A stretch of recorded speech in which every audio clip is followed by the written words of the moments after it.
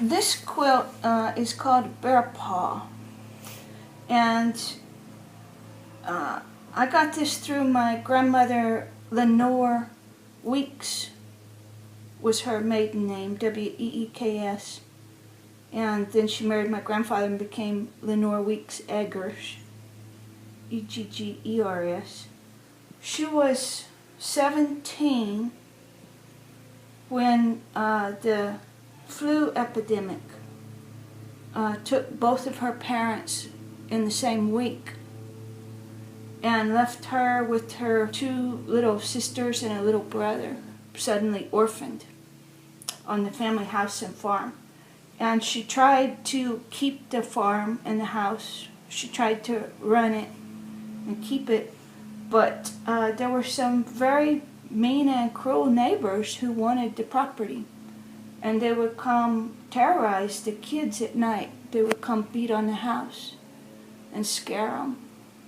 And she had an agreement with the man who worked at the railroad crossing that was a mile away, that was the closest human being, that if she would fire the gun, he would leave his post, which he could have lost his job for, and come check and see what was going on.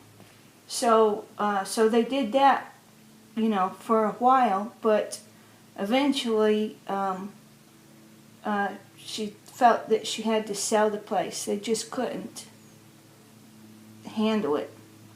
So she left and came to ETSU, where she met my grandfather, and they both wanted to be teachers, so they met there and married.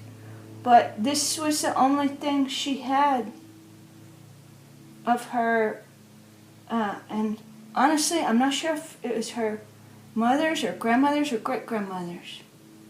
These were, of course, made with sugar sacks and flour sacks, and there's a way to look at the pattern and date it. But I think it's very, very old, and I consider it my most valuable quilt, even though it's probably in the worst shape of any of them, just because the fabric's just fallen apart on some of the quilt squares and all. I just remember my grandmother telling me that story and how much she adored this quilt, because it was the only thing she had of her mother and father's. And I've been told that the bear paw pattern was used, and honestly I don't know if this is just urban legend or if this is true, but I've been told that the bear paw pattern in particular was used to aid runaway slaves in their travels north.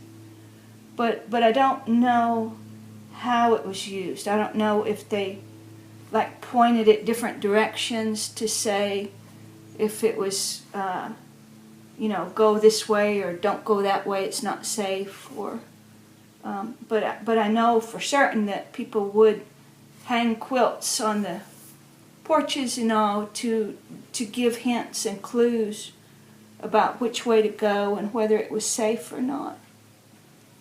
But this is a bear paw, P-A-W, bear paw pattern from Lenore Weeks Eggers, my grandmother.